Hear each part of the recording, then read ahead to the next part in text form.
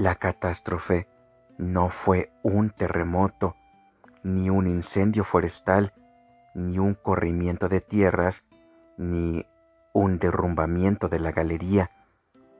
En realidad, no fue ninguna catástrofe exterior, sino interior y, además, bastante penosa, porque bloqueó la ruta de evasión preferida de Granua. Sucedió mientras dormía, mejor dicho, durante un sueño, o dicho con mucha más propiedad, en un sueño, en el interior de su fantasía. Yacía dormido en el canapé del salón púrpura, rodeado de botellas vacías.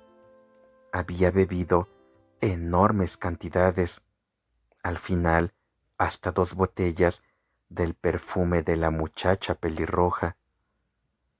Por lo visto, fue demasiado, ya que su descanso, aunque profundo como la muerte, no careció de sueños que lo cruzaron como jirones fantasmales, y estos jirones eran claros vestigios de un olor. Al principio se deslizaron en franjas delgadas bajo la nariz de Granua, pero después adquirieron la densidad de una nube. Era como si se hallara en medio de un pantano que emanara una espesa niebla. Esta niebla fue ganando altura y pronto Granua se vio rodeado por ella, empapado de ella, y entre los jirones ya no quedaba ni rastro de aire limpio. Si no quería ahogarse, tenía que respirar esta niebla, y la niebla era, como ya se ha dicho, un olor. Y Granua sabía de qué clase de olor se trataba.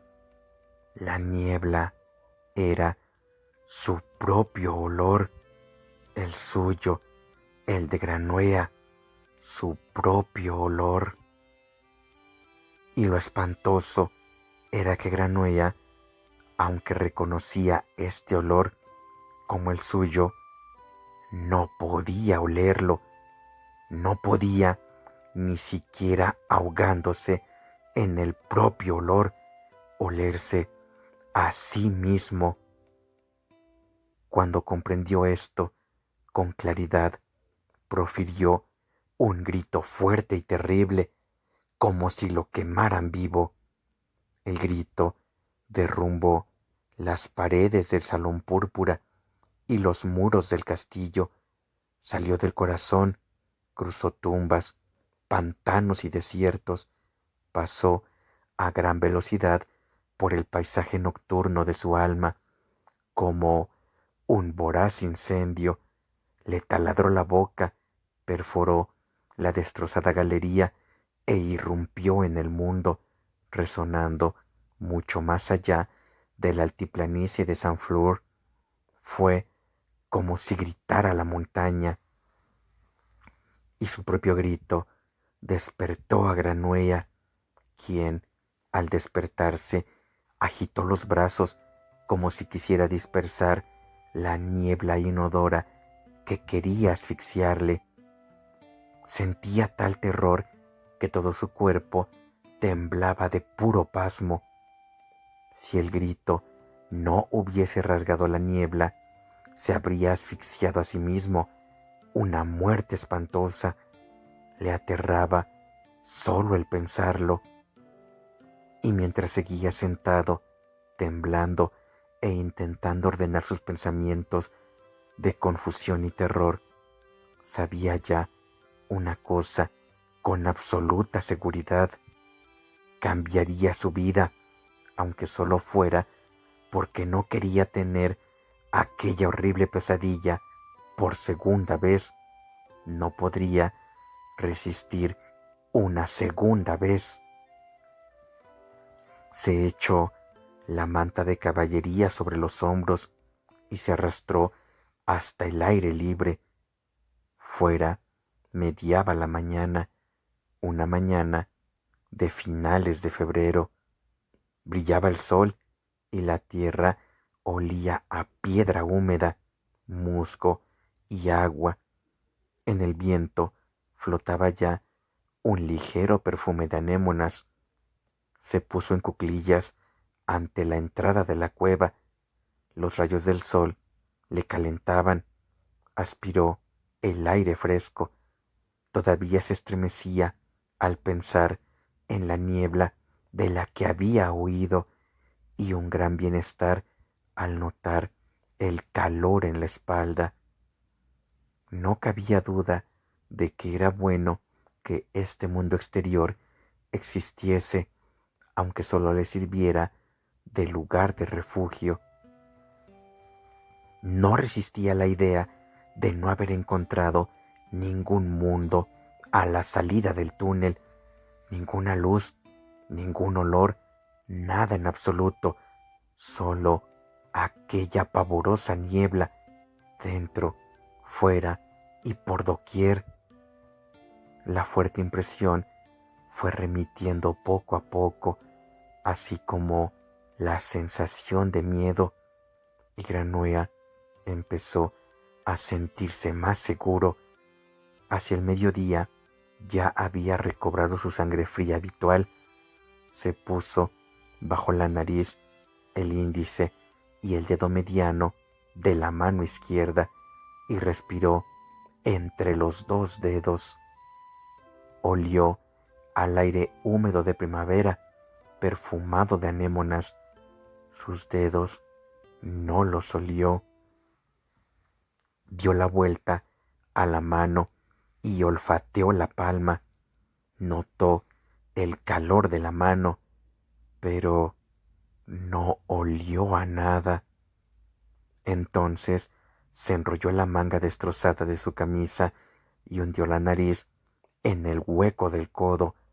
Sabía que era el lugar donde todos los hombres huelen a sí mismos, pero no olió a nada.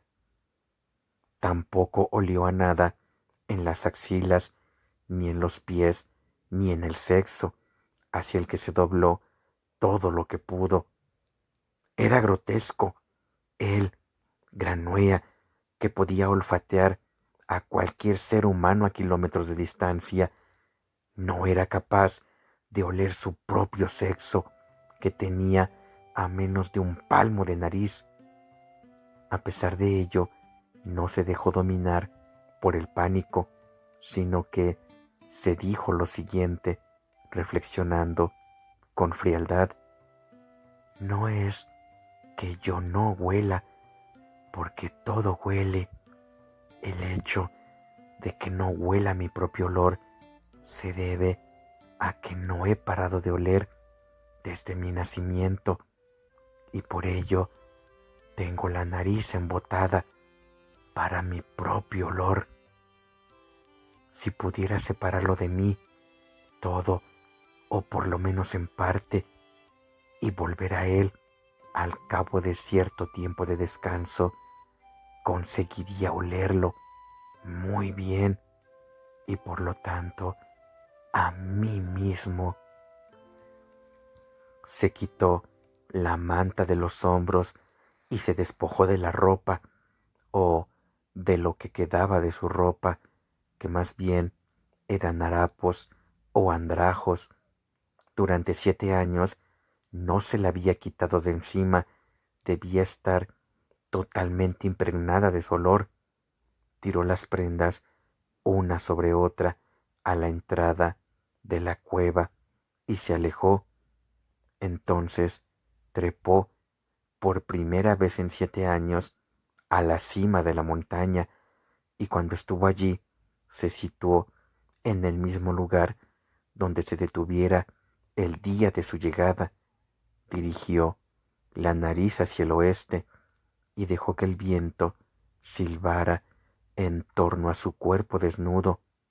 Su intención era orearse completamente, impregnarse tanto del aire del oeste, lo cual equivalía a bañarse en el olor del mar y de los prados húmedos, que el olor de éste dominara el de su propio cuerpo y así formara una capa de fragancia entre él, Granua, y sus ropas, a las cuales estaría entonces en posición de oler con claridad, y a fin de aspirar por la nariz la menor cantidad posible del propio olor, inclinó el torso hacia adelante, alargó el cuello contra el viento todo lo que pudo y estiró los brazos hacia atrás.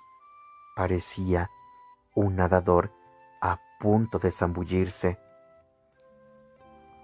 Mantuvo esta posición extraordinariamente ridícula durante varias horas, durante las cuales, pese a que el sol era todavía débil, su piel blanca, desacostumbrada a la luz, se puso roja como un tomate. Hacia el atardecer bajó de nuevo a la caverna, vio desde lejos el montón de ropa en el suelo. En los últimos metros se tapó la nariz y no la abrió hasta que la hubo hundido entre los harapos. Realizó la prueba olfatoria tal como se la enseñara Baldini. Aspiró con fuerza y luego expelió el aire por etapas. A fin de captar el olor, formó sobre el montón una campana con las manos y metió en ella la nariz aguisada de Bájajo. Hizo todo lo que pudo para distinguir su propio olor en los harapos, pero no estaba allí. Decididamente no estaba allí. Pudo entresacar 1000 otros olores, el de la piedra, la arena, el musgo, la resina, la sangre de cuervo, incluso el de la salchicha comprada hacía años en las cercanías de Soli era claramente perceptible. La ropa contenía un diario olfatorio de los 7 u 8 últimos años. Solo faltaba su propio olor, el olor de quien la había llevado puesta sin interrupción durante todo aquel tiempo. Sintió de pronto un poco de miedo. El sol se había ocultado y él estaba desnudo ante la entrada de la galería en cuyo tenebroso extremo había vivido durante 7 años. El viento era gélido y enfriaba su cuerpo, pero él no lo notaba porque sentía otra cosa que dominaba la sensación de frío y que era el temor. No el mismo temor que había experimentado durante el sueño, aquel temor espantoso de asfixiarse a sí mismo que debía ser vencido a cualquier precio y del que había conseguido escapar. El temor que ahora le atenazaba era el de ignorar algo de sí mismo y se trataba de una especie opuesta a la anterior, ya que de éste no podía escapar, sino que debía hacerle frente. Tenía que saber sin ningún género de duda, incluso aunque el descubrimiento fuese terrible, si despedía o no algún olor, y además sin pérdida de tiempo, inmediatamente. Entró de nuevo en la galería. A los 2 metros ya estaba sumergido en tinieblas, pero a pesar de ello conocía el camino como a plena luz. Lo había recorrido muchos miles de veces, conocía cada detalle y cada recodo, olía cada saliente de roca y cada piedra protuberante. Encontrar el camino no era difícil. Lo difícil era luchar contra el recuerdo de la pesadilla claustrofóbica que avanzaba en su interior como una marea a medida que se adentraba en la galería, pero tenía valor, es decir, luchaba contra el miedo de no saber, contra el temor de la incertidumbre, y su lucha era efectiva porque sabía que no podía escoger. Cuando llegó al extremo de la galería, al lugar donde el barranco de piedras era más abrupto, los dos temores le abandonaron. Se sintió tranquilo, con la cabeza clara y la nariz afilada como un escalpelo. Se puso en cuclillas, se tapó los ojos con las manos y olfateó. En este lugar, en esta sepultura pétrea, aislada del mundo, había yacido durante 7 años. Si en alguna parte de la tierra tenía que percibir su olor, este era el lugar. Respiró lentamente, realizó la prueba con minuciosidad, se concedió tiempo antes de emitir el juicio.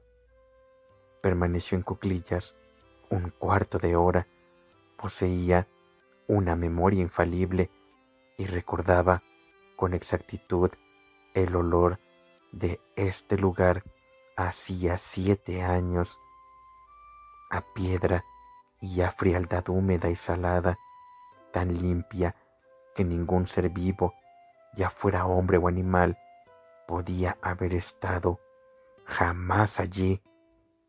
Y ahora olía exactamente a lo mismo.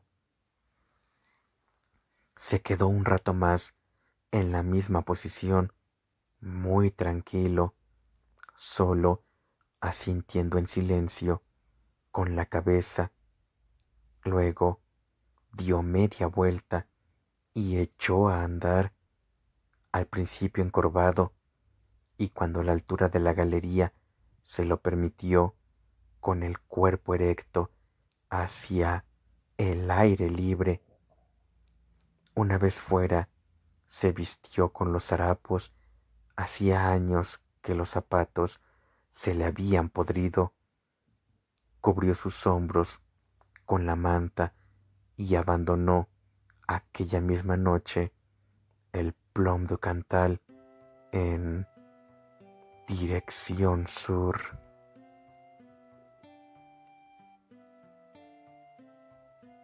Capítulo 29.